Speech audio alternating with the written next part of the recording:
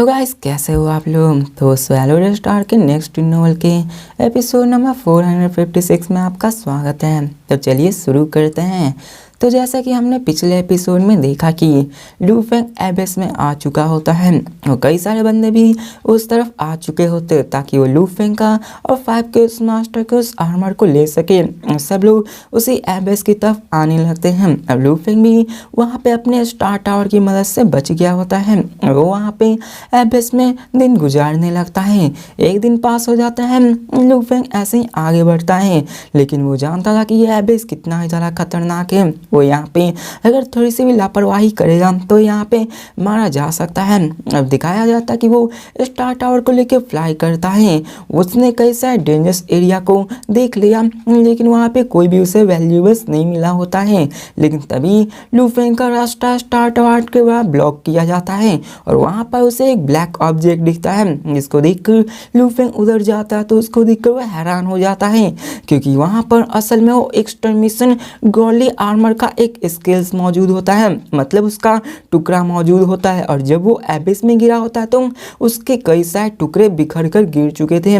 लू फेंग ने उस एक ब्लैक स्किल्स को ले लिया होता है, उसको अपने पास ले लिया होता है और वो कहता है कि एक्सटर्मिनेशन गॉर्ली आर्मर्स ये नेम्स रिंग्स बहुत ज़्यादा वाइड हैं। 5 के मास्टर की पोजीशन में देखा जाए तो कोई भी अदर ग्रेड विंग इसके बारे में नहीं जानता था और बहुत ही कम लोग इसके बारे में जानते थे। लेकिन एक्सटर्मिनेशन गॉर्ली आर्मर की कई सारे रूमर्स थे और इसके पार हो सकता है कि सुप्रीम 2 तो इसके एक लेवल नीचे हो।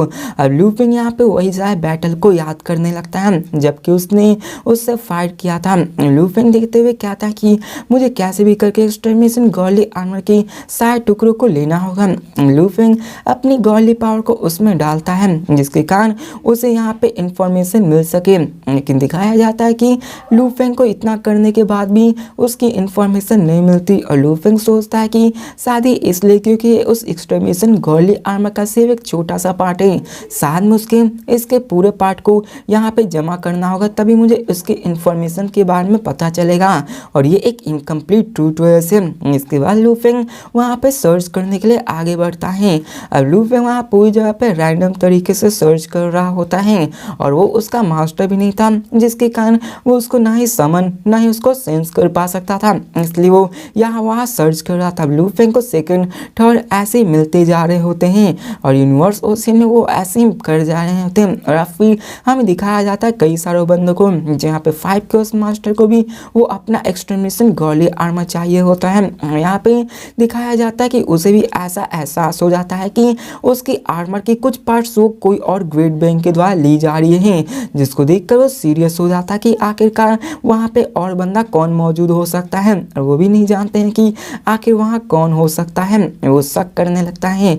अब देखा जाए तो एक्सटर्मिनेशन गॉर्ली आर्मर का मालिक वही था और जैसे जैसे लू फेंग पीस जमा कर रहा था उसको भी ये पता एहसास होते जा रहा था कि उसके आर्मर के कुछ कुछ पार्ट्स कोई और ले रहा है। और अब फिर हमें सीन चेंज कर दिखाया जाता है यूनिवर्स बोर्ड का सीन, जहाँ पे 3rd true master 6th true master अपने इंटरनल रीजन से फ्लाई करके वहाँ पे आगे जा रहे होते हैं और वो भी उन्हीं ट्रेल्स के लिए जा रहे होते हैं। और वो सब आगे बढ़ते जा रहे होते हैं और अपने डोमेन को फैलाकर आगे जा रहे होते हैं, सारे खतरों को नज़रअंदाज करते हुए।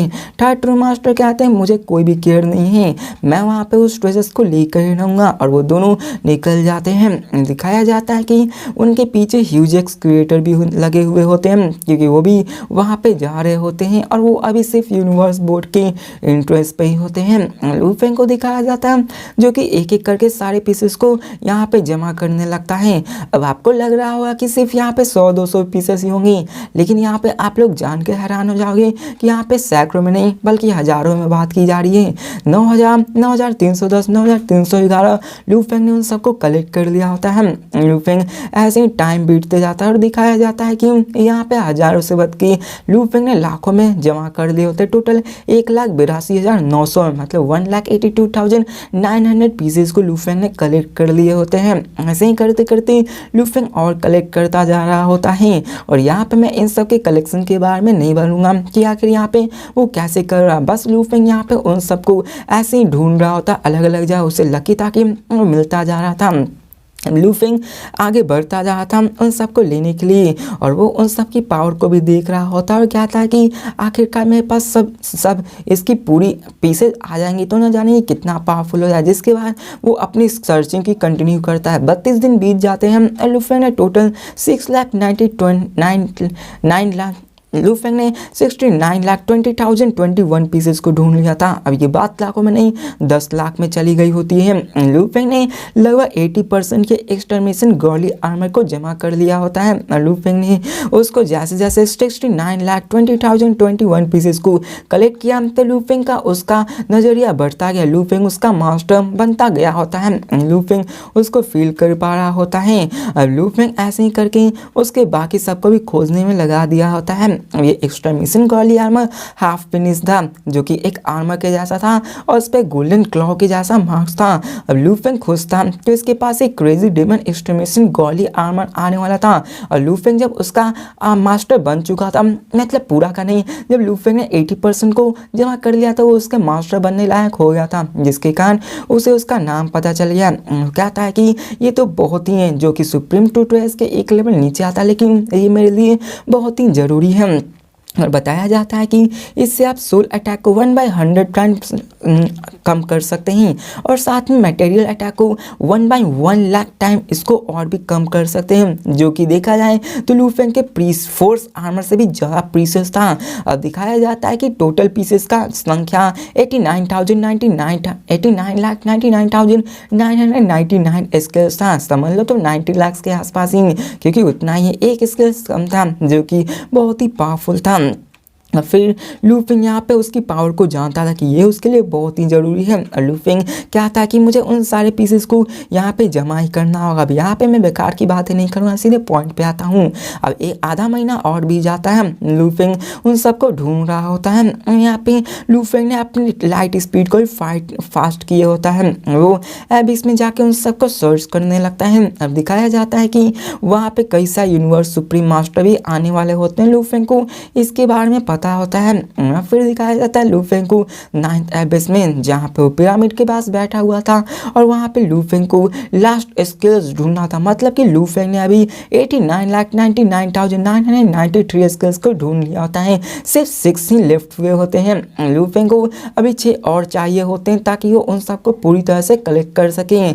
अब लूफिंग उन सारे रूट में और भी आगे बढ़ता है ताकि वो उन सबको सेंस करके आगे बढ़ सके। अब लूफिंग वहाँ आगे जा रहा होता है ताकि वो 6 और पीसेस को कलेक्ट कर सके। और तभी लूफिंग को एक और मिल जाता है।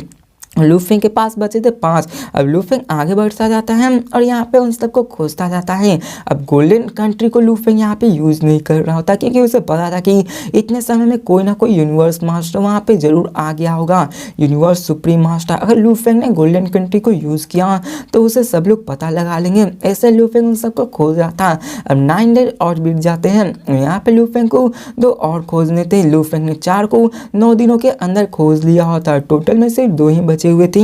एक आधे महीने के बाद फिर से लूफिंग का यहाँ पे 2 और पीस खोजना था। अब दिखाया जाता है कि 3rd ट्रू मास्टर और 6th ट्रू मास्टर वो दोनों आ चुके होते हैं। अब ट्रू मास्टर आप लोग समझ लो यूनिवर्स सुप्रीम मास्टर को ही बोला जाता है। अब 3 दिन और बीत जाते हैं और luffing centre of lava ocean में आ चुका होता है। लेकिन तभी दिखाया जाता है कि लूफिंग का यहाँ पे बुलावा आता है सिटिंग माउंटेन गेस्ट से, जो कि लूफिंग से उसके टोकन से कांटेक्ट करने की कोशिश करने लगते हैं। अब लूफिंग यहाँ पे सिटिंग माउंटेन गेस्ट से भी कांटेक्ट करता है। सिटिंग माउंटेन गेस्ट उससे कहते हैं कि तुम कहाँ हो, तो लूफिंग कहता है मैं 9th एबिस में हूँ। तो सिटिंग माउंटेन गेस्ट कहते हैं कि तुम 9th एबिस के किस एरिया में हो, मैं वहीं पर आया हूँ। तो यहाँ पर लूफिंग हैरान हो जाता है कि क्या आखिर वो यहाँ क्या कर रहे। तो सिटिंग माउंटेन गेस्ट कहते हैं कि अगर तुम यूनिवर्स मास्टर भी क्यों न बन जाओ, लेकिन तुम यहाँ पे स्टार टावर के बिना कुछ भी नहीं हो, तुम यहाँ पे हमेशा के लिए अपने टाइम को एबिस में बिताना चाहते हो। तो लूफिंग यहाँ पे हैरान हो जाते हो, क्या टीचर। अब यहाँ पे teacher mountain city guest luffing का भला चाह रहे थे। यहाँ पे लूफिंग अपनी कोऑर्डिनेट्स बता रहा था, जिसके बाद सिटी माउंटेन गेस्ट कहते ठीक है मैं वहाँ पे आ रहा हूँ, तुम इंतजार करो। और वहाँ पे दिखाया जाता है कि लूफिंग इंतजार करने लगता है। और अब फिर दिखाया जाता है सिटी माउंटेन गेस्ट को, जो कहते हैं लूफेंग से कि लूफेंग 2 ट्रू मास्टर डीप एबिस में आ चुके हैं और वो बहुत ही सेंसिटिव हैं, तुम्हें उन सब से बच के रहना होगा, मुझे बस वहाँ पे आना होगा, बस मुझे 5 दिन चाहिए होगा। अब लूफेंग ये सुनकर पूरी तरह से हैरान हो जाता है कि क्या यहाँ पे 2 और ट्रू मास्टर आ चुके हैं। अब यहाँ पे लूफेंग कहता है टीचर ठीक है हम लोग चलिए मिलते हैं। जिसके बाद वो नियरेस्ट लोकेशन में आने लगते हैं। जिसके बाद कॉल कट हो जाती है। अब 6 दिन गुजर जाते हैं। लूफेंग वहाँ पे उन सबको सर्च कर रहा होता है और अभी भी 2 पीसेस बाकी होते हैं और यहाँ पे दिखाया जाता है सिटिंग माउंटेन गेस्ट भी वहाँ पे आ चुके होते हैं। लूफेंग वहाँ के ट्रायंगुलर माउंटेन के पास आ जाता है जो कि वहीं पे एक जगह मौजूद थी और वहाँ पे दिखाया जाता है कि लूफेंग उस तरफ के लिए निकल जाता है। हमें सीन चेंज कर crimson pyramid race frozen lake का सीन दिखाया जाता है जहाँ पे लूफेंग अपने टीचर के पास जाता है और पूछता है टीचर आप यहाँ पे क्यों हैं। तो यहाँ पे हमें दिखाया जाता है कि उसके टीचर वहाँ पे अपीयर होते हैं और कहते हैं कि यहाँ आओ। तो लूफेंग भी स्टार टावर के साथ वहाँ आ जाता है। अब यहाँ पे सिटी माउंटेन गेस्ट उसकी तरफ देखता है और लूफेंग के हाथों में वो एक्सट्रीमिशन गर्ली आर्मर को देखता है। हम लोग पूछते हैं कि क्या ये एक्सट्रीमिशन गॉर्ली आर्मर है। तो लूफेंग कहता है हाँ। अब लूफेंग उस आर्मर को ले लेता है। यहाँ पे उसके पास 2 पीसेस और चाहिए होते हैं। सिटी माउंटेन गेस्ट कहते हैं कि लगता है कि तुम्हारे पास एक्सट्रीमिशन गॉर्ली आर्मर आ चुका है और चलो मुझे देखने दो इस आर्मर का कि इसका नाम क्या है, मैंने कभी भी इसको देखा नहीं है। तो लूफेंग उसे देता है। अब यहाँ पे सिटी माउंटेन गेस्ट उसको एनालाइज करते हैं और यहाँ पे वो भी लूफेंग की तरफ देख कर बोलते हैं ये तो क्रेजी डेमन एक्सट्रीमिशन गॉर्ली आर्मर है। तो लूफेंग शॉक हो जाता है कि क्या टीचर आप इसके बारे में कैसे जानते हैं। अब लूफेंग उसका मास्टर था, उसके अलावा किसी और का इसका नाम नहीं पता होना चाहिए था। तो यहाँ पे सिटी माउंटेन गेस्ट कहते हैं कि एक्सट्रीमिशन गॉड आर्मर हमेशा से 5 केओस मास्टर के द्वारा फॉलो किया गया था और इसका नाम कोई भी नहीं जानता था। तो और सिटी माउंटेन गेस्ट कहते हैं नेचुरली मैं यहाँ पे कई सारी यूनिक अपॉर्चुनिटी से मिला हूँ, मुझे भी क्रेजी डेमन एक्सट्रीमिशन गॉर्ली आर्मर के बारे में पता है और जब मैंने इसको क्लोजली देखा तो मुझे पता चला कि ये 5 केओस मास्टर ने इसके नाम को बदल दिया था और ये एक एब्सोल्यूट ट्रू ट्रेजर है। लेकिन तुम्हें एक चीज़ इसको अपने दिमाग में रखना होगा। तो लूफेंग उसको बड़े ही ध्यान से सुनने लगता है। इसके बाद टीचर कहते हैं कि क्रेजी डेमन एक्सट्रीमिशन गॉर्ली आर्मर को यूज़ करने में अगर तुम यहाँ पे जरा सा भी लापरवाही करोगे तो तुम यहाँ पे क्रेजी डेमन स्टेट में चले जाओगे और यहाँ पे जितना ज़्यादा हायर पावर को तुम यूज करोगे उतना ज़्यादा तुम यहाँ पे डेमन के वश में आते जाओगे। इसलिए तुम्हें अपने कॉन्शियसनेस को मेंटेन करना होगा ताकि तुम यहाँ पे उस डेमन के हाथों में ना आ जाओ। तो लूफेंग ये सुनकर कहता है कि ठीक है आपका ये डिस्पल याद रखेंगे हम।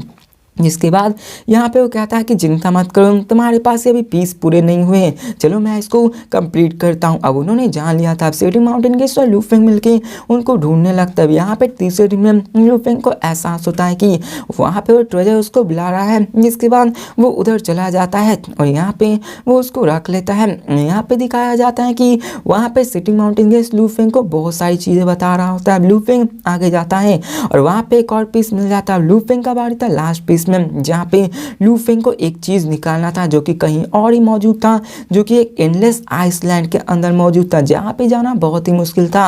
अब सिटी माउंटेन गेस्ट कहते कि वहाँ पे जाना तो ऐसा नामुमकिन जैसा है, लेकिन लूफेंग कहता है कि मुझे चाहिए ही। यहाँ पे सिटी माउंटेन गेस्ट कहते ठीक है मैं यहाँ पे डीप एबिस में पहले भी आ चुका हूँ, ये एंडलेस फ्रोजन अर्थ इंडिस्ट्रक्टेबल था, फ्रोजन था, लेकिन चलो मैं यहाँ पे देखता हूँ। लूफेंग को साफ साफ वहाँ पे महसूस हो रहा था कि वहीं पे हैं। अब लूफेंग बिना किसी डिले के वहाँ पे जाना चाहता था और अब फिर हमें सीन चेंज ह्यूज एक्स को दिखाया जाता है जहाँ पे वो लोग यूनिवर्स ओशन में आ चुके होते हैं। हमें सीन चेंज कर डीप एबिस के पार्ट को दिखाया जाता है जहाँ पे लूफेंग उस लास्ट पीस को लेने के लिए आया होता है, लेकिन सिटी माउंटेन गेस्ट वहाँ पे उसको निकाल आते हैं जो कि वो पावरफुल थे। तो उनके लिए ये छोटी मोटी कारनामे ये सब गिनती में नहीं आती है। अब लूफेंग यहाँ पे बहुत ही खुश था।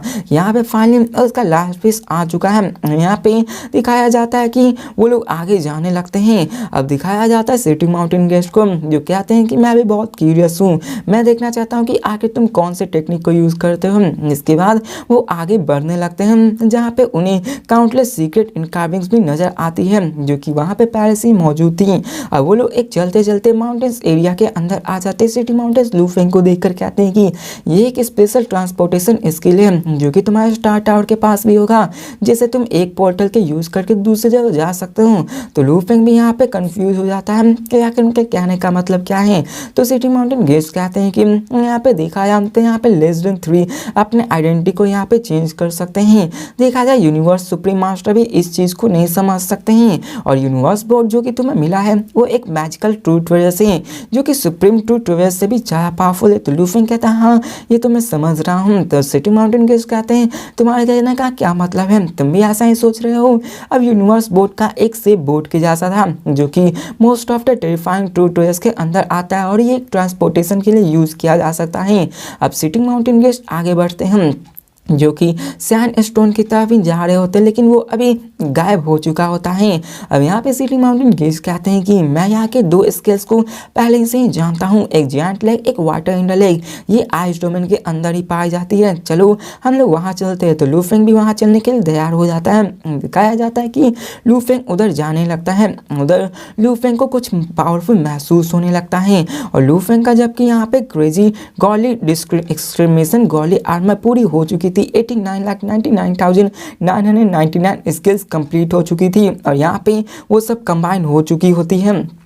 इसके बाद दिखाया जाता है कि उसकी पावर कंप्लीट हो चुकी होती है पावरफुल में और सिटी माउंटेन गेस्ट कहते हैं इतना भी बुरा नहीं है। अब लूफिंग उसको पहन लेता है और सडनली दिखाया जाता है कि उस आर्मर का कलर सिल्वर आर्मर हो जाता है। इसको देखकर सिटी माउंटेन गेस्ट कहते हैं कि अब तो इवन 5 के उस मास्टर भी इस आर्मर को तुम्हें पहना हुआ देखेंगे तो पहचान नहीं पाएंगे। तो लूफिंग भी हामी बढ़ता है। इसके बाद दिखाया जाता है कि वो अभी भी थोड़ा सा डैमेज होता है जिसको देखकर सिटी माउंटेन गेस्ट कहते हैं कि चलो ये मुझे दे दो, मैं इसको रिपेयर कर दूंगा।